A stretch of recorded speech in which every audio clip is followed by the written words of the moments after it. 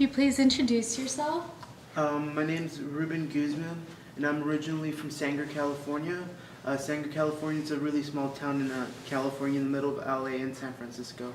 I'm a sophomore at Middlebury College, and I'm currently declared as an economics major. And where are you working as part of the Spirit of Change class? I'm working at ACTR, Addison County Transit Resources, or ACTR. And what are you doing there? What I'm doing there is I'm helping Nadine map where migrant workers are located, so they can have this information. Hopefully create a route or some sort of system that'll help migrant workers become part of the community or become closer to the community. What are some of the problems that the migrant workers might face now not being able to be transported in that way?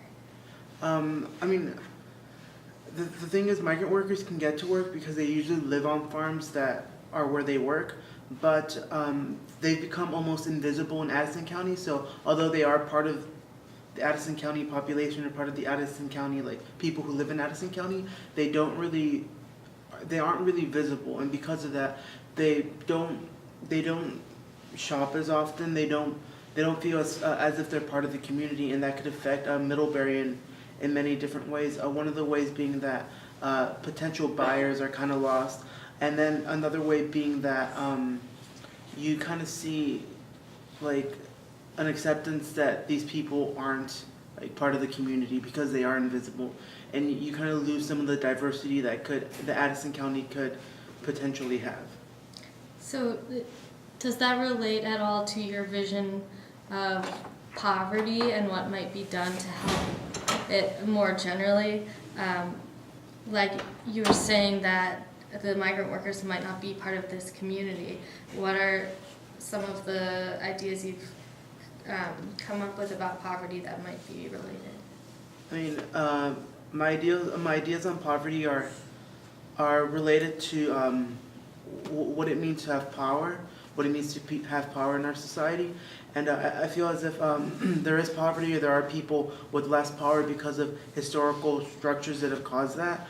You can go back hundreds of years, and you can look at what people were oppressed and why these people were oppressed. And Jared Diamond's book, Guns, Germs, and Steel, kind of argues that certain people are oppressed because of the fact that they do lack resources, or they do lack the chance of of being the random chance of being the superpower. And it's like I feel like because of this, historically, there are people that are oppressed and there are people who are oppressors, and because of that, in the U.S., there are people who happen to fall into poverty more often than other people because of the fact that they are like systematically oppressed, and they've been systematically oppressed for thousands of years. And I think that migrant workers in Addison County, in some ways, are oppressed and are in poverty. But I mean,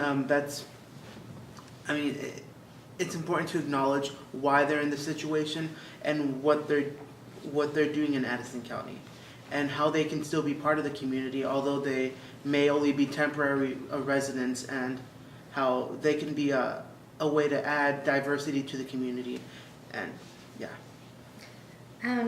How do you think, are there any ways other than the actor transport being initiated in the community that you think could also help to empower and support migrant workers joining and being more a part of the local community?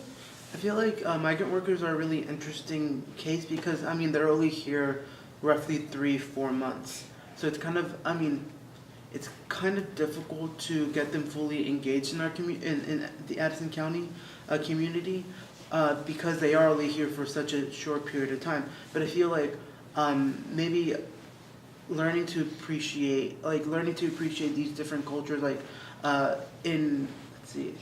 I think it was in Hannaford, they started bringing food that was more Latino oriented, whether it be tortillas or certain types of cheese or certain types of meals that they're used to, rice, beans, and other stuff like that. Like they've put that into the market because they have this decent population of migrant workers, and in some way that kind of makes people feel at home and kind of makes them feel as if they're welcome to the community.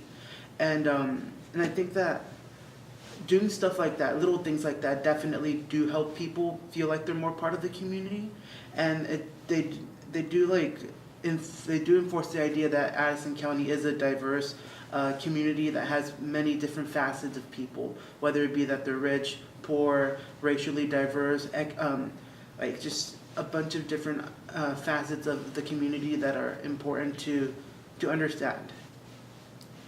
Thank you.